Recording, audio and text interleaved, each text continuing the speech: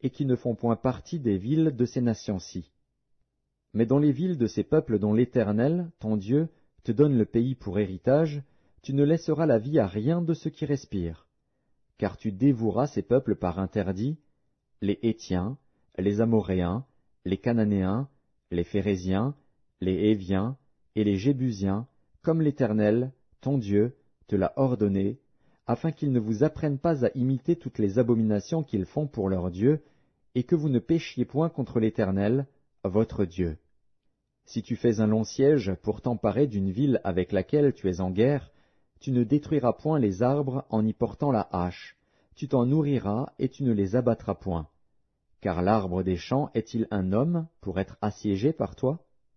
Mais tu pourras détruire et abattre les arbres que tu sauras ne pas être des arbres servant à la nourriture, et en construire des retranchements contre la ville qui te fait la guerre, jusqu'à ce qu'elle succombe.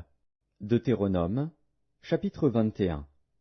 Si, dans le pays dont l'Éternel, ton Dieu, te donne la possession, l'on trouve étendu au milieu d'un champ un homme tué, sans que l'on sache qui l'a frappé, tes anciens et tes juges iront mesurer les distances à partir du cadavre jusqu'aux villes des environs. Quand on aura déterminé la ville la plus rapprochée du cadavre, les anciens de cette ville prendront une génisse qui n'est point servie au travail et qui n'est point tirée au joug.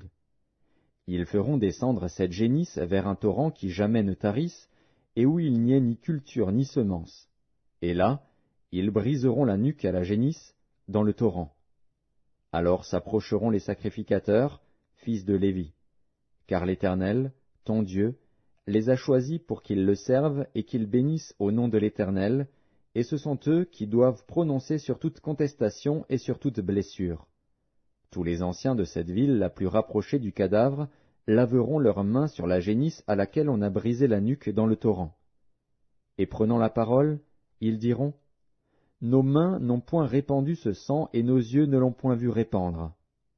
Pardonne, ô Éternel, à ton peuple d'Israël que tu as racheté.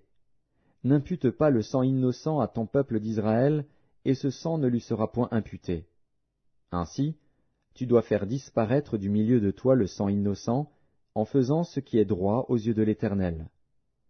Lorsque tu iras à la guerre contre tes ennemis, si l'Éternel les livre entre tes mains, et que tu leur fasses des prisonniers, peut-être verras-tu parmi les captives une femme belle de figure, et auras-tu le désir de la prendre pour femme. Alors tu l'amèneras dans l'intérieur de ta maison. Elle se rasera la tête et se fera les ongles, elle quittera les vêtements qu'elle portait quand elle a été prise, elle demeurera dans ta maison, et elle pleurera son père et sa mère pendant 1 mois. Après cela, tu iras vers elle, tu l'auras en ta possession, et elle sera ta femme. Si elle cesse de te plaire, tu la laisseras aller où elle voudra.